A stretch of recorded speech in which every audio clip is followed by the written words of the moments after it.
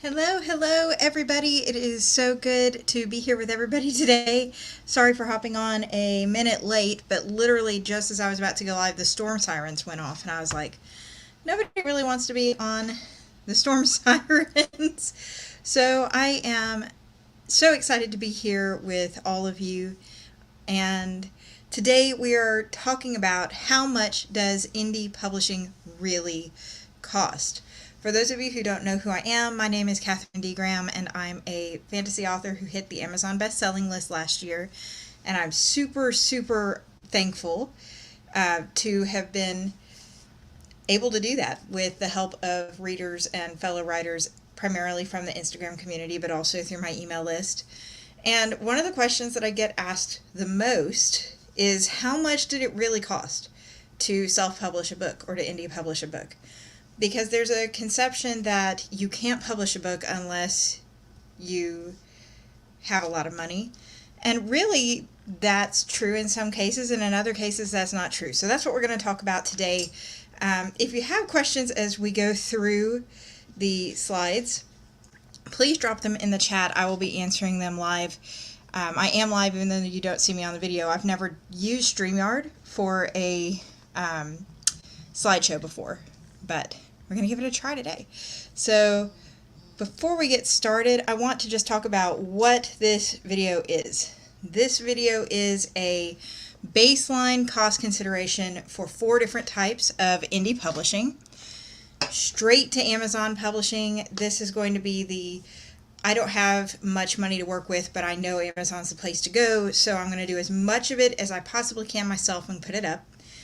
How to self-publish as a professional, meaning I want a publishing house quality work, but I want to be in charge of all of it so I can save myself as much money as possible. How to use self-publishing services companies, which can vary from I'm going to do most of this for you, the editing, the formatting, and put it out, all the way up to a vanity press, and I'll get more into what that is later on. And then indie publishing companies, which are actually not self-publishing at all. They publish your book under their imprint, just like a traditional publisher, but because they're a smaller independent company, you chip in part of the costs, nowhere near as much as you would do if you were paying for it all on your own. And in exchange, they get part of the royalties. So we'll talk about sort of those 4 different options from a baseline cost consideration standpoint. We are also going to be just sharing a non-exhaustive resource for what are the key items you need to budget in for and how much those would typically cost. What this video is not, sorry for the weird placing here, it is not a replacement for a legal or professional accountant's advice. If you see things on here that are not quite what you've heard from your accountant, not quite what you've heard from your legal advisor, by all means take them up on their expertise first. This is just my firsthand experience as both an editor, a indie press owner, and a self-published author. It does not mean it's all inclusive or it's an exhaustive resource. I am still learning. Feel free to put your own tips in the comments. If you know of a way to do something cheaper, I am all ears. I'm sharing this video to try to help other authors. Not to say that I know it all. But I've been through a lot and I've spent a lot, so I want to pass that on to you guys.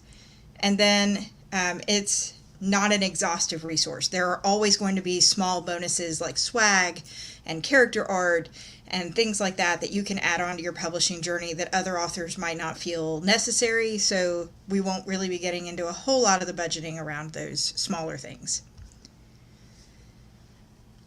So just to get started here, there are 4 key items that every professional author really needs when you're publishing.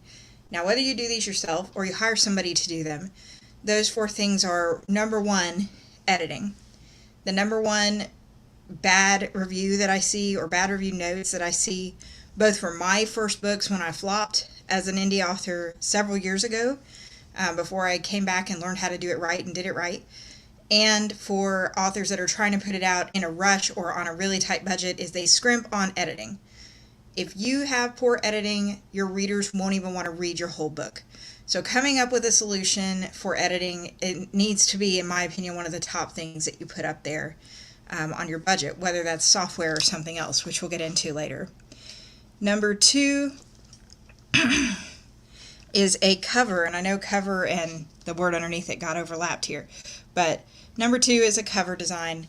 You need a cover design that's going to sell your book. The phrase, never judge a book by its cover, is only as good as the person saying it philosophically. If you're watching this and you're a reader, chances are you've picked up a book because of a cover, or you said, oh, what an interesting cover. The same thing applies to your readers. They are going to look at your book and pick it up or not based on that cover. 3, you need to own the legal copyrights to your book, which is going to vary drastically by country and have different levels of cost associated with it. And 4, you need to have some kind of marketing, whether that's a social media campaign or organic marketing that costs you next to nothing, or big blown out Facebook ads. You need to have some kind of marketing, because just uploading your book to Amazon or to Barnes & Noble or even to Ingram is not going to mean it's suddenly going to start selling. If people don't know you're there and they don't know your book is there, how are they going to buy it? All right. Other things to consider as you're going through. Oh, sorry, Luna. I know that wording on that screen was pretty messed up. Thank you all for sticking with me, because, again, I'm using StreamYard. I've never used it for slides, but I'm taking lots of notes. So the next time I do a video, hopefully it'll look a little better. So thank you for sticking with me. So other things to consider about your finances beyond the 4 key concepts are going to be small details that are really nice to include, but authors may not agree on how necessary they are as part of their writing journey. A professional formatter to format the interior of your book versus taking the time to learn how to do it in Vellum yourself, if you have an Apple computer. Hiring a mentor or a coach to help you learn how to do all this marketing and setup and launch stuff, which I found really helpful, ended up costing me an extra $200 to $300 a month for 6+ months, where other authors might not have that extra income to work into their budget, and so they might not do it and just refer to really good resources like Jane Friedman, which I highly recommend if you can't afford a mentor. I learned a lot from her. If you're going to have swag to sell and or give away to your street teams, the people who are promoting your books, swag like stickers, magnets, postcards, posters, things like that. That is all costs that you need to factor in, not just for the art, but also for printing and delivering and then shipping to those people. Character art, if you're going to have it for promo purposes like book trailers, if you're going to get your work translated or you're going to get it made into an audiobook, those are extra costs to figure in. If you're going wide, meaning you're not just putting your book up on Kindle with Kindle Unlimited, you're going to put it up on Barnes & Noble or Ingram Spark or Google Play or Apple or all of the above, then there may be a little more cost associated with that. And then you have author branding to factor in too. Author branding and startup costs, the cost to build a website, the cost to maintain a website, the cost for a mailing address that is not your home address if you don't want your home address available for the whole world, cost for a logo and colors, and the list goes on and on. An email storage company, an email manager. I use Klaviyo, and I have a video about Klaviyo in my saved videos if you want to look. That's not a slideshow, where I actually show you Klaviyo real time, but that costs money too. So all of these things are little things that can pull you down into the weeds almost. Some of them are necessary, some of them will not be necessary. So let's jump into the 4 key concepts. And again, as I'm going through, please feel free to drop any questions at all in the chat. As I said, the editing can make or break your novel, especially for your debut novel. You only get one debut novel. That's one chance to make an impression. So there are many ways you can tackle editing. I'm going to give you a couple of the lower cost ideas, but also go through what the industry standard is. If your book was going to be published by a traditional press, your readers would be reading a book that had been developmentally edited. That is somebody who looked for plot holes, character arc issues, world building issues. The foundations of your story would go through a developmental editor. That is my day job. Once it was done, it would go through beta readers or alpha readers, who are usually professional editors who are looking at the book as a reader would look at it.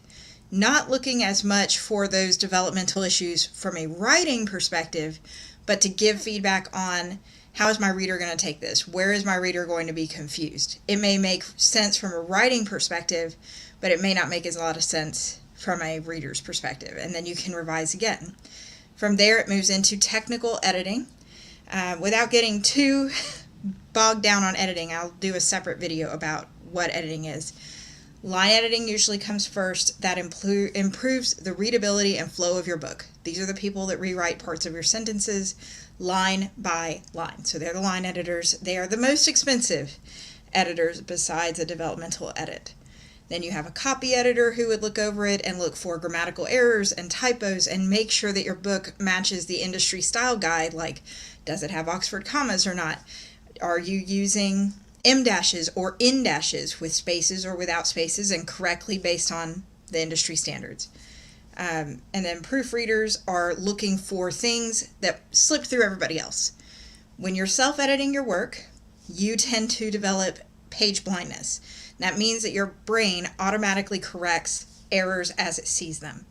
So if you're going for the cheapest editing possible, and you get a really good editing software like Autocrit, which in my case helped me completely skip my line edit for the Vow That Twisted Fate and instead move straight to the copy edit.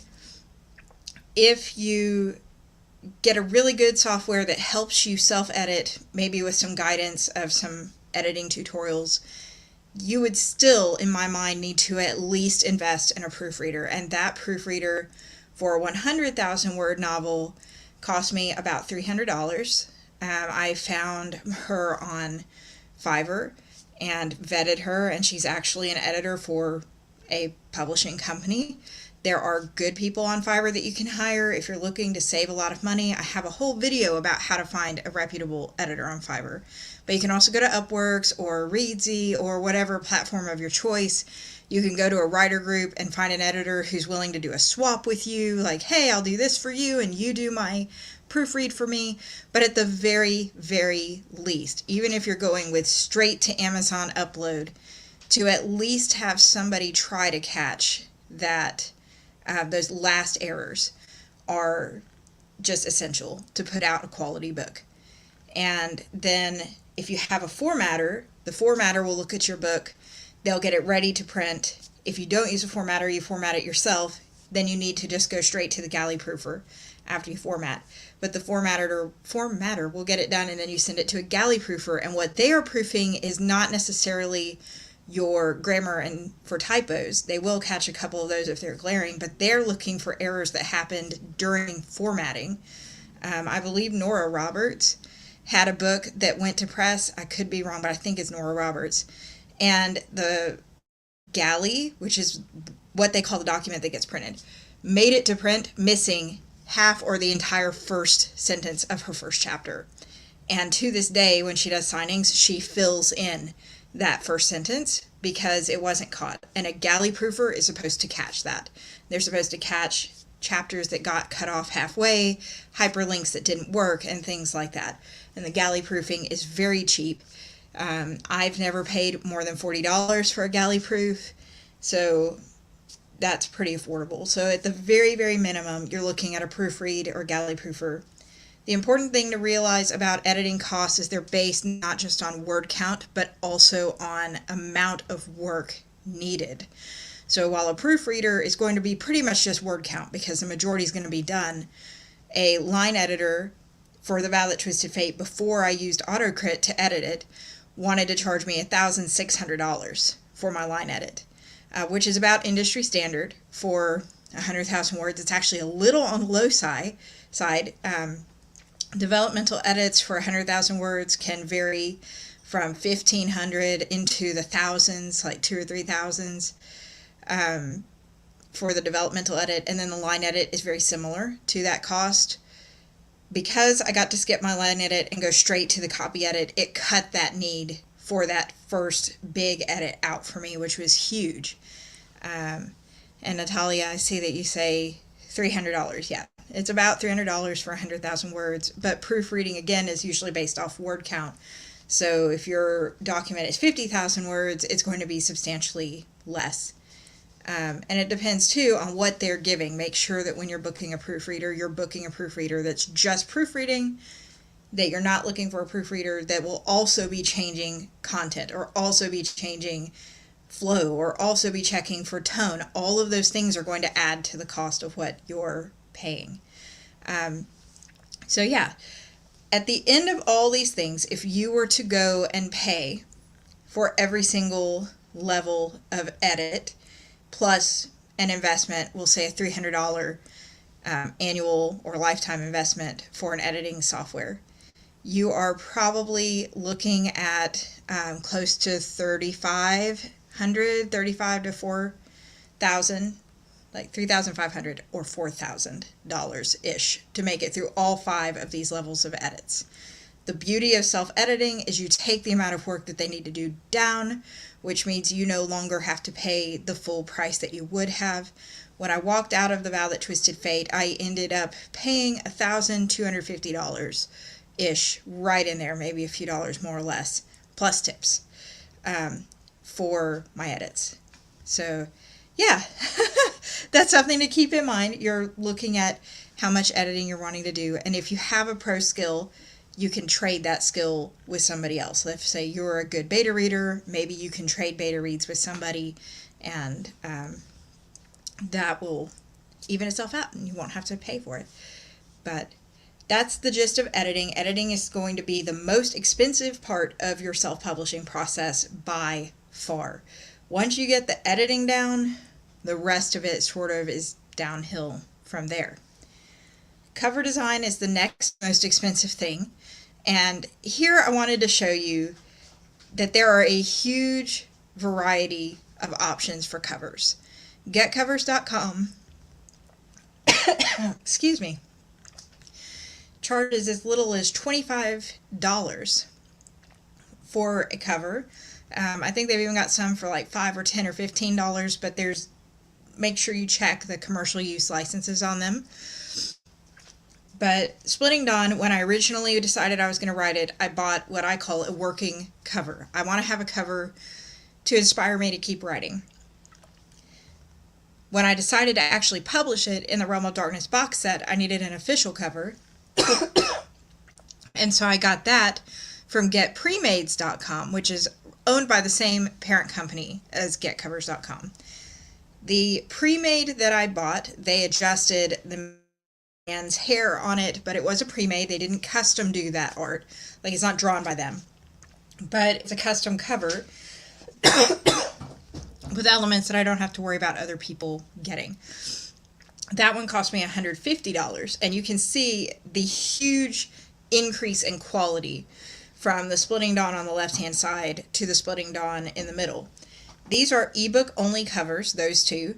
If I wanted to buy the wrap, meaning the back cover and the spine, so that I could have a paperback version, that would be an extra $50. So that would take my Get covers up to $75, and it would take my Get Premades up to $200. And honestly, I'm very happy with MIBL Art's work and GetPremades.com's work. I think the cover is beautiful. However, if you're worried about copyright concerns and you need something that's really custom drawn, you are looking at custom art. And that is where covers get expensive. I personally have used a company called Jesh Art Studio, Jesh being the owner.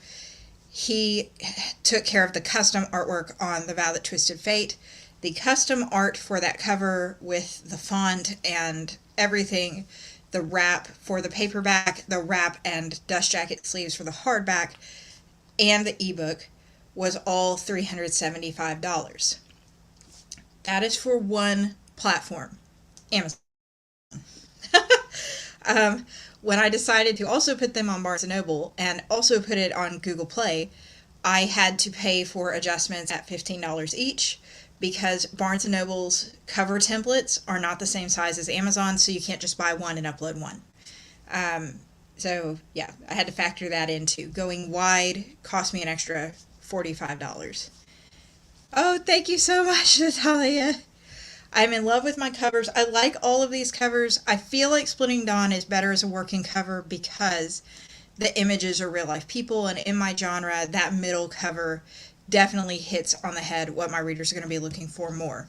So you have to ask yourself when you're deciding for a cover, how much is your book dependent on its cover to sell? If you're writing a self-help book and you're one of the only people writing something about it and it's nonfiction, then you don't need necessarily a super formal custom art cover, and that can save you some money. But if you're going into a heavy traffic category with a lot of gorgeous covers, like the Vow That Twisted Fate sitting in there with Dele Tao's work, and her covers are just gorgeous, and Holly Black's work, and her covers are just gorgeous, then you need to make sure you're investing in a cover that will stand out or at least meet the standards. You don't want to scrimp on your cover. That was a very painful lesson I learned the first two books I put out way back ago, which are no longer available to buy, and I just used Amazon's cover template. If you use Amazon's cover template, you can't use that cover anywhere else. So yes, you can use it and upload a random photo you took or a commercial use image licensed photo that you've paid for a license on and turn it into a template cover. But you can't take that Amazon cover and use that on Barnes & Noble. You have to then go and use Barnes & Noble's template and make Barnes & Noble's cover. You have to then make a cover in a graphic design tool for Google Play. So it's so much extra work when you could just pay, at the very least, get covers or somebody like them. On the flip side for covers, I do not personally think for a debut novel that you need to pay $800 to $1,000 plus dollars for a cover. I just want to die every time I hear somebody say, oh, I got this cover and it's going to be $1,000. I'm like, please don't spend $1,000 on a cover. And if you do, it better be custom drawn. That art better not exist anywhere else, because chances are, as we'll get to later on, you're not going to make your money back on your very first book. So good editing and a good enough cover that it stands as competition with the ones around it on that search screen are very important to your sales.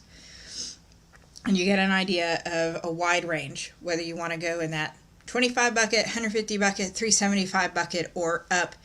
I'm working with Cover Dungeon Rabbit on my next covers for Starfire Express and the Mountain King and some Starry Ink Press covers, and hers is a little higher than Jess's, but the custom art that she does is so pretty that it makes it worth what I'll be paying her to do.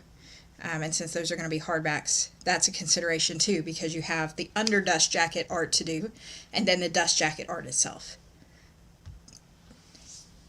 So the third point from the key things that you're going to have to figure out is what you want to do about your legal copyright ownership and legal copyright costs. If you weren't here when I first started this video, I'm not a lawyer and I'm not an accountant. So this is not legal advice. This is just my experience. And if you have concerns about it, you should really reach out to a copyright attorney or I think there's a fancy way to say that, but intellectual properties attorney. In the U.S., the poor man's copyright is an urban legend from what I have been told by my legal advisor. Now, that does not mean it's going to be the same for you and for your book. But I cannot ship a book to myself in the mail and that establishes my copyright. That means that I need to go to the U.S. Copyright Office and officially file my legal copyright, which allows me to then have a infringer's property taken down, which is what I've used it for the most, and I have used it a lot since the Vow That Twisted Fate came out. I can also use it, if I had to, in a court case to prove that I filed first the pre-registration, which is basically saying I am working on this book, and this is the idea, this is the title, this is the plot points. And then once you're actually done with the book, you go back and file your formal registration, and you pay the formal registration fee, and you send them the physical copies of your book. And that solidifies this is her book, these characters are from her book, and then I have a grounds to stand on, basically. The copyright registration in the U.S. is not the same as the Library of Congress registration in the U.S., so you will have to register your book through the Copyright Office, and then before it's published, this is really, really important. I almost missed this step with Vow.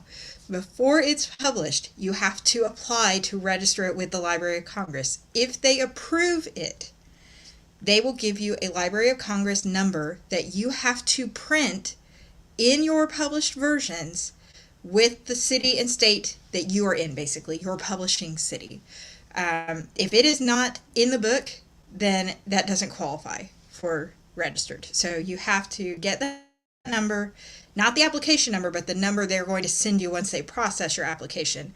Put it in your physical book, and then that means it's registered with Library of Congress, and you have to send them physical copies for the Library of Congress records as well.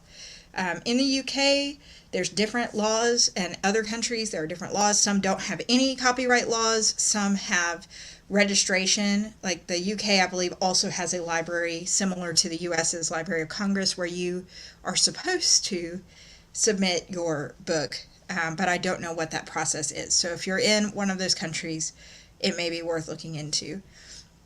And just know that when you're factoring in the cost for those things, that the physical book copies are required to finalize. Even though the US's copyright registration has a electronic download, it still said that I had to send 2 copies of the, quote, best version, end quote, which in my case was hardback, to them, and they sent me a form to mail in with them. And when I got my paperwork in the mail, it had a form to send back, and it also had my registration notice, and I just sent it back the day the book came out, and that took care of that. So those are all important things to think about. Let's see.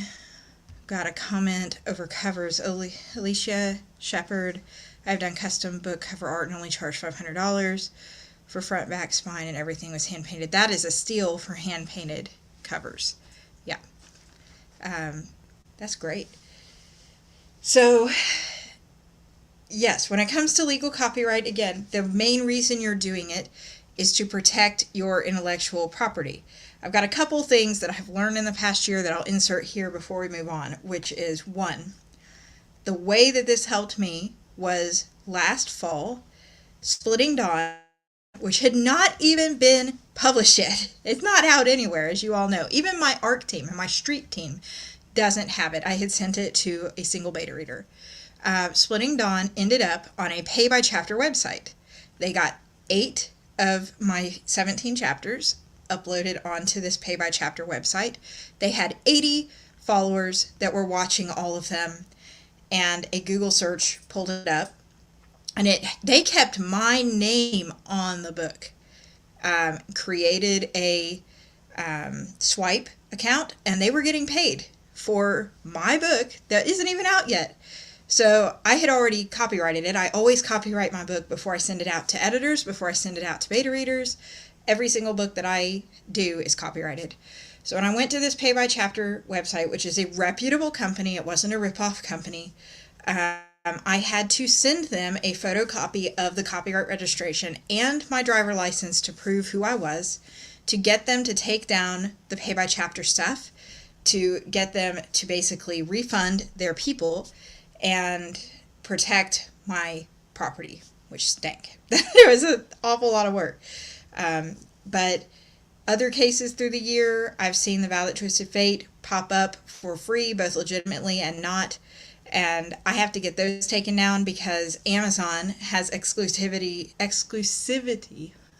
information that you can look at with your Kindle Unlimited contract, which is basically, this book can't be available anywhere else if it's on Kindle Unlimited. So if they find it, they'll put a hold, not just on that book, but on your whole account. So every month I have to go through and send legal emails to every single one. Here's my copyright. This is my book. Take it off your website. This is mine, blah, blah, blah. So this should be something that is worth investing in, even though it's frustrating and even though you can't stop somebody from pirating your work. And hopefully your work never gets pirated.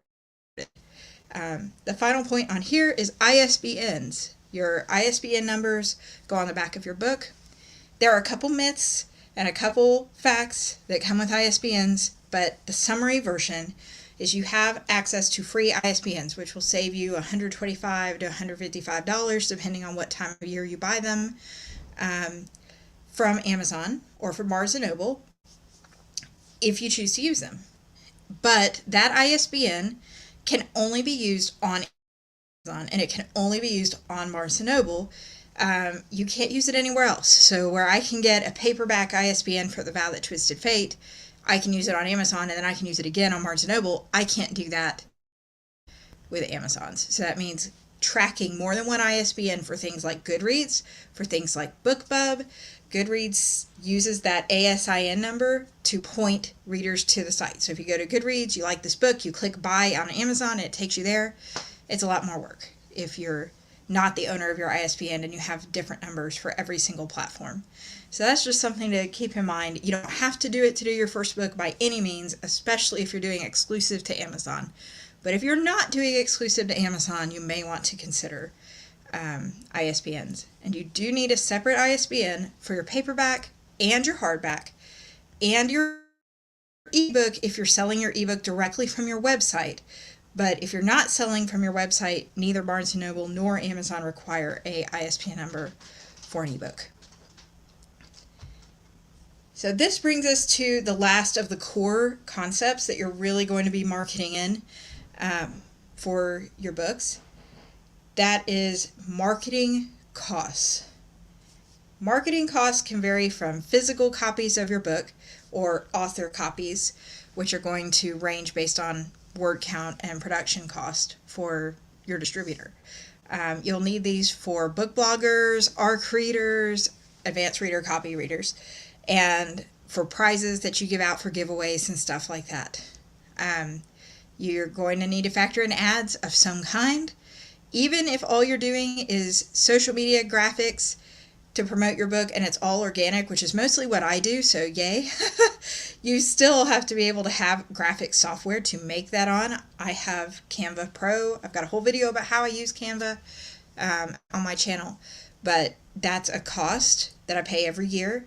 And you have to license commercially art because royalty-free does not extend to commercial use. They're two very different things. Royalty-free means you can use it, you don't have to pay me royalties for it, but if you're going to use it in an ad, most of them have a clause that this cannot be used as blatant promotion. So check your licenses and be prepared to have to pay $1 or $1.50 or whatever it is to pay for the license to use that art. Getting lost in the weeds is where things get costly. You can go on and on and on. You can search for covers and say, this cover designer is brilliant and they do covers for Stephen King. But if nobody knows that that's the cover designer that does covers for Stephen King, is paying them way more money than paying a custom art studio who only charges $300 to $500, really benefiting you. Looking at the final product is what really should make that decision, in my opinion. So be careful not to get lost in the weeds and swept away in all the stuff you could do. You could pay $400 to $600 to have a professionally filmed book trailer with actors, or you could use commercial use video licenses and compile a book trailer that way and only have to pay the license fee and the software fee. So, and the music obviously has to be commercial licensed too. So, it's all about keeping focused if what you're worried about is the budget, that you could ultimately walk away from a book paying $8,000, $10,000, $12,000 when it really doesn't have to be that high. So, before I actually tell you what I spent on Vow and what you can sort of budget, I just want you to know 4 key things that I wish I had known up front better. A couple of these things, like the first one, not to expect to break even on my first book, is something that my mentor, Lindsay, with Of Ink of Pearls Publishing, told me outright. She told me the first book's going to be a loss. Nobody knows you. Your key, your point, your win for putting this out is getting readers who will then buy your next book, which I have taken to be more than just finding readers. My readers are so much more than numbers to me. These are people who connect with my work on a genuine level, and so I've learned to make relationships. My first book opened the door to help me make relationships with readers around the world, and that is invaluable. So yes, I'm out a little financially from the Vow That Twisted Fate, but that's okay. The second book is where you get closer to breaking even, and then 3 on is what she told me to expect to start making money when you release these books. So when you're planning your budget, you need to assume that you have the money to publish not just 1, not just 2, but at least 3 books at a loss before you start making your money back. I wish I had a better grasp of that when I started, so that I would have been planning accordingly before I released Vow when I did. The second is there's more than one right answer for how to self-publish a book. I don't claim to be an expert. I'm still learning, but I'm happy to pass on what I know. Anybody that tells you they have this figured out, unless they are a full-time self-published author themselves, where they are literally making an income, not off editing, not off mentoring, just off publishing, they probably don't know. They need to have something to back it up. So there's more than one right answer. Don't get suckered into paying thousands of dollars for programs, basically, is my point here, from people who are just using your inexperience to make money. Have a proof that they're good at what they do. Not all promotional opportunities are worth it for every book. The promotional opportunities that I'm doing for the Realm of Darkness box set have been amazing. And I'm loving the giveaways, like the James Marsters one we did, where people who pre-ordered Realm of Darkness, we gave away a video call from James Marsters, who plays Spike in Buffy the Vampire Slayer. That is not something I ever could have pulled off without the other women who were in the set and the other men in the set with me. But it wouldn't have been that great a pull for Vow anyway, because the Vow That Twisted Fate isn't a paranormal romance. It's not a fantasy romance like Splitting Dawn is. So just because a promo works really good for one book doesn't mean it's going to work again later on. And then last, that I needed to start earlier to capitalize on my debut launch. You literally only get one debut launch. Just one. Everything else after that is the next book from Catherine Bowen or Catherine Graham. The next book, the next book, and the next book. You want to make sure that you take advantage of your launch and not rush your book to publication. If you cannot stand not having it in your hand, order a personal copy. Upload the book as a personal copybook through Barnes & Noble or through Amazon. Order it for yourself. Hold it in your hand. Order 50 of them. Give them out to all your friends. Sell them to your friends. But don't publish them until it's done completely right, because you only get it one time. Let's see. Edith, how did you connect with the other writers to do a collaborative collection? That is a great, great question. As an indie or self-published author, your community means so much more than it would if you were traditionally published, because we are in this together. I've said this on other lives. If a traditionally published author publishes a book that isn't good, the reader says, I didn't like that book by such and such author, but maybe their other books are okay. Or I'll still read books from Random House even though I didn't like X book from them. If a reader reads a book by an indie author they dislike, they write us all off. I'm never reading an indie book again, which is really sad if they're new to indie books, and that's what happens. So when I started this journey, I was very blessed to connect with a bunch of authors, primarily on Instagram, but also through the Autocrit author community on Facebook, and then the Fantasy Writers group on Facebook, And as that connection grew, and I found other authors in my genre and started featuring their books, interacting with them, just seeing their posts, reading what they write, reviewing what they write, it put me in touch with different authors. I don't even really know how to say it happened, except that one of the authors I know shared in one of our Facebook writing groups that the Realm of Darkness box set was going to be opening, and that they were looking for authors that were bestsellers or Amazon award winners or things like that to be a part of the set. So I applied to be part of the set, and I was super honored when they accepted me for the set. And I know there's lots of other sets that come up. There are openings all the time, but ones that you get recommendations for from friends who have worked with these people before are invaluable, because they're less likely to rip you off than somebody you don't know. So I hope that answers your question. It's really just a very convoluted, I got connected with so-and-so last year, and then I met somebody else, and then I met somebody else, and then we started doing things together, and before I knew it, I was in the same Facebook group with them, and the set had an opening. Alright, so with all that being said, and I know it's been a lot of information, thank you guys for sticking with me. If you've had questions about editing costs, or any of the other costs so far, feel free to drop them in the chat. Let's talk actual costs. So going back to those 4 different types of costs.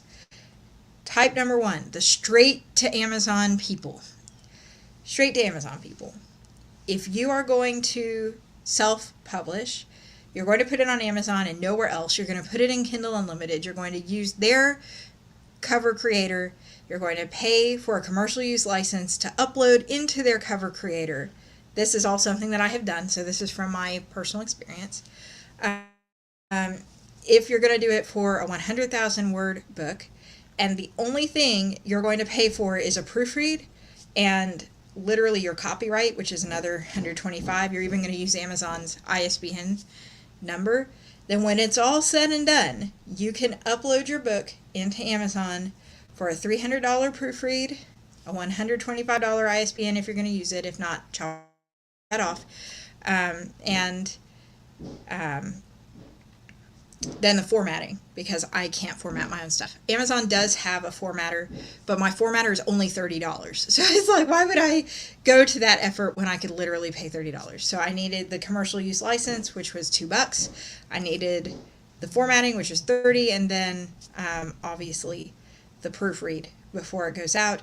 So you're looking at uploading for as little as $500-ish. Your copyright, $550, $600 range. So that is more achievable. It's a place to start. It may not be ideal primarily because of the cover and for not having at least the copy edit. To me, I would not go back and do that again. But if you're really confident in your skills and you've got a self-editing platform, you can put the book part up for around that $500, $600 mark. I've heard people say you can put it up free, self-edit it, and don't get it edited at all. I highly, highly recommend against that, as somebody who's done it and published a book that flopped because of the editing, and I'm an editor. You just cannot self-edit your own book the way somebody else would.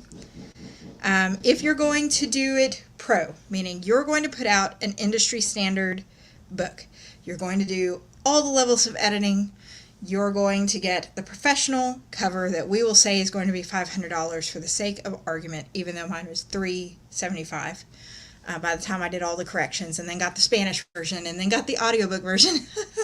We'll say $500. So by the time you do all of that, you are looking at between $2,500 and $3,000. So $2,500 and $3,000 on average. Books that I publish through my press are a lot cheaper because publishing houses get discounts on stuff like that indie authors are paying premiums for. So you've got your $500-$600 mark. You can add another couple thousand. If you're going all out, line edit and everything, it could creep into the $3,000 to $4,000 mark. So I highly recommend a good self-editing software so that you don't have to do the line edit. But that's just me. Again, using AutoCrit saved me $1,600 before I ever went to work for them. It's what made me a believer in their program, and I'm super grateful. If you want to see more about them, I've got a video about them too, how I use them to self-edit my books. And then the last one that really falls under self-publishing, which some of you may call vanity publishing, but there are legitimate companies, so I want to talk about them, are author services companies. These are companies that are not getting any of your royalties. They are basically acting as your proxy. They are doing everything for you. They are a third party that coordinates editing, coordinates formatting, coordinates cover design, coordinates uploading to Ingram for you, which is a pain. And I've often felt like I would happily pay somebody to upload this so I don't have to deal with Ingram Sparks. I'll do a different video about Ingram Spark, but it's an expensive platform to upload to, and every time you make mistakes and have to pay for a correction, it stings. So they deal with all of that for a package price, and they charge you normally a premium for that price. There are companies like that that do it legitimately for $6,000 or so, $6,000 to $8,000. And of course, they're factoring in it is a lot of work to coordinate all this stuff to make a book happen, to chase you down and say, we're done with your line edit, do your copy edit. We're done with your copy edit, do your proofread. We're done with your proofread, do the approval on the galley proof. Tell us what you want in your cover. Like, they are paying people to basically manage all that for you, so they have to be paid for their time. I get that. But you could do it yourself so much cheaper that it begs the question, how much is paying somebody else to take on the pain of it worth to you? If you're going to be putting out a lot of books, is paying them over and over and over something that's maintainable for you at $6,000 to $8,000 a book? Or is that something that you need to learn to do, even though it's awful, so that you can be saving the extra $2,000 to $3,000 a book that you would have done with option 2, just traditional or professionally self-publishing yourself? I've heard people say that it's worth the $2,000 because they get to write in that time, which is a very valid point. I cannot write and market and edit and do all this other coordination at the exact same time. I have to cycle. So I'm in a cycle all the time. I've got one book that I'm editing and one book that I'm marketing and one book that I'm in the middle of preparing to publish. And it's constant work all the time. So some people are like, hey, it's worth $2,000 to save me all that time. And if you have that money and that's worth it to you too, by all means, I'm not knocking it as an illegitimate form of self-publishing at all. Where you start to get into issues with vanity presses are people that think that they don't have to do any marketing beyond the publishing because all they're doing is managing your publishing for you. Once it's published, most of them don't market for you. So you still have to go to bookstores and ask them to buy your book from Ingram. You still have to find and build a social media market. You still have to do a lot of the stuff that honestly is the stuff writers usually hate. And they've just managed editing, formatting, uploading.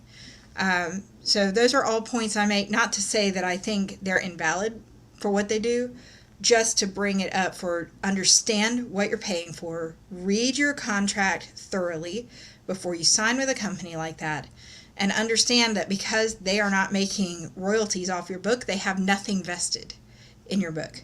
They are literally just coordinating services for you. Because whether you succeed or fail, they've already made their money. So that's why they have the term vanity press. Because it's unfortunate that there's a stereotype that authors fall prey to them. I feel like you can use them to your advantage as long as you go in informed and well-informed. The last type that people talk about when they say self-publishing really isn't, and this is my last point for today's live, and that is indie presses. We're not talking self-publishing companies that ask you to pay in full plus an amount to cover their time. We are talking about small presses that don't have the income to pay and produce entire books out of pocket like the big five.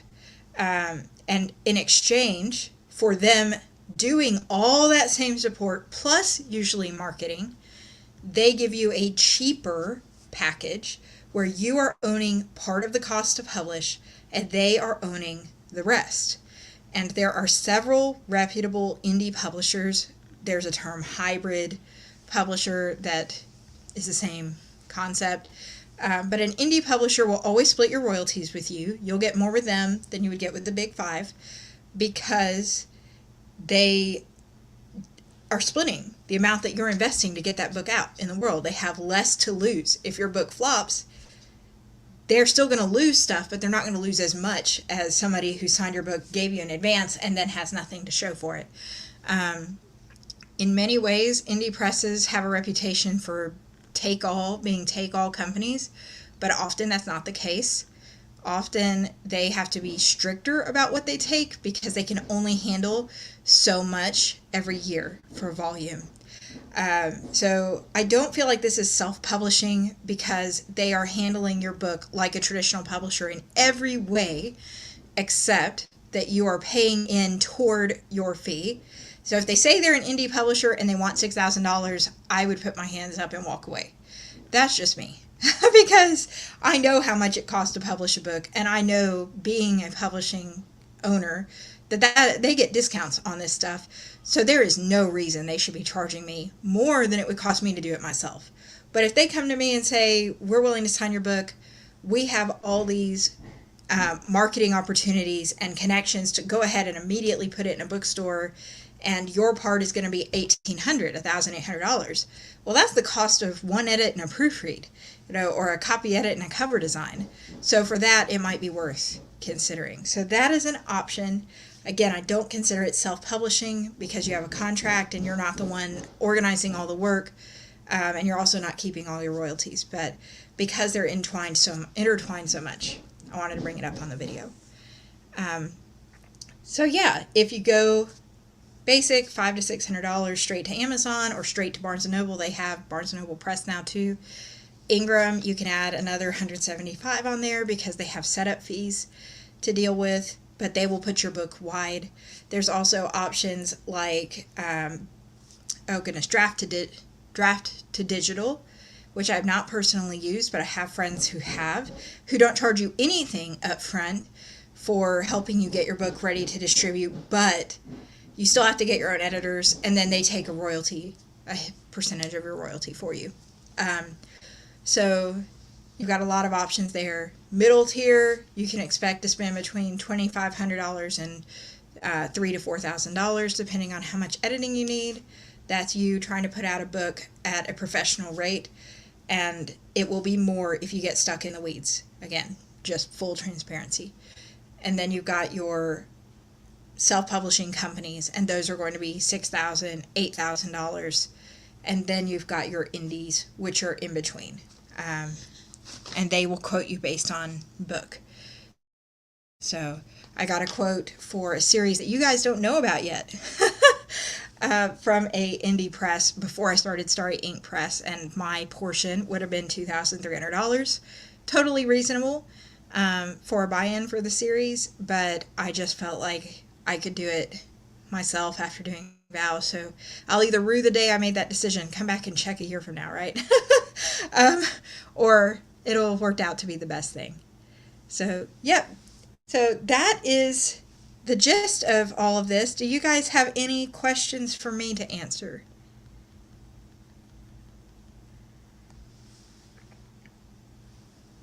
I know there's a little delay, so I'm just going to let that pop in there. I want to tell you how much it means to me to see you guys sign in to watch this video. This is a question I've gotten so much, and I'm so excited to just be able to share with you what I know. I did have a question on Instagram. And if you're on Instagram and you submitted a question to me that's not on the post, feel free to drop it again in the chat here because I'm looking at the post now. So I got a question that says, do you need to save money before you decide to self-publish, or in your case at least, with your daily job, can you afford it? This is a great question. I personally spread my publishing out over a year and a half. I did not start marketing at a year and a half before, which I really should have. I missed the ball there. But I ordered one or two small things at a time and then saved up and then ordered one or more. So the first thing I ordered was obviously my editing, my copy edit, because I skipped my line edit. So I paid for my AutoCrit subscription, which is was about $300 at that time, and got set up with that. And then a few months later, I saved up several months worth in a row, $100 here, $100 here, $100 here. And then I was able to afford my copy edit. And then I saved up another few $100 over the 3 months. And then I got my cover design. And so really the biggest hitting month for me was January, February of 2021. And in that time period, a whole bunch of stuff became due all at once. All my ISBNs, my copyrights, all the fees to get my covers adjusted, the author copy charges, the street team swag. It was overwhelming. I was working two full-time jobs. I worked the second one partially to transition to that and leave my day job to become an editor full-time and not just on the side. But I would say a good half of that income is what went into the majority of my cost for the Vow That Twisted Fate last January, and I worked myself like crazy. I know other people have done Kickstarters and other crowdsourcing things. I have not had to do that. I'm very grateful. But yeah, that's a great question. So yes, I worked it in around my job. For future books, I just put back money as I can to afford the future books, because again, I lost money on Vow. I don't have enough out yet to be making my money fully back. So my goal right now is to get to where I'm making enough back to put into my next book, I guess. Let's see. Another question I have is, when you decide to translate your work as an indie, does the translator do the editing? This is a good question. Or do you just work with an editor for the new language? So I got a proofreader or a translator who is also a editor. I paid her for the translation, and then I paid her a higher fee to edit. There are also proofreaders who are bilingual who will proofread your book in the target language, but that's a fee you would have to factor in. My translations, I have a package deal with this translator, so her per job rate is higher than what I actually pay her, because I got a bulk package, meaning I commit to only translate my books using this translator, so I get a better deal. I pay about $300 to $500 per full book, not novellas that are really short, but per full book with her to translate. I think I paid close to $600 with the Vow That Twisted Fate for the proofreading and the translation. Let's see, looking through to see if there's anything else. Thank you. Oh, thank you so much. It is my pleasure, Luna. So good to have you on the live. So yeah, I think that about wraps it up. If there's any questions, if you're watching the recording and I didn't answer them, feel free to put them in the comments and I will reply to them. Thank you for your patience dealing with the technical adjustment to the slides. I think I got it fixed later on in the show, so for future slideshows I should know what I'm doing. But if this was helpful to you in any way, I'd appreciate a like. I'll be doing more indie author live chats, both by myself and with guest authors. I've got one coming up at the end of March that I have not, end of March, beginning of April, I haven't announced yet, talking about book boxes and promotion tours, and I'm actually bringing in Nerdy Book Box and a couple better known bookstagrammers and book bloggers, including Beware the Reader, which is Sophie, who is a paid rep by several book boxes, and we're going to talk about what indie authors should keep in mind when you're applying for a book box and also making her own book boxes. So yeah, there's a lot of cool stuff coming in March and April. So be sure to subscribe if you don't want to miss it. Thank you so much, everybody. Take care. Bye.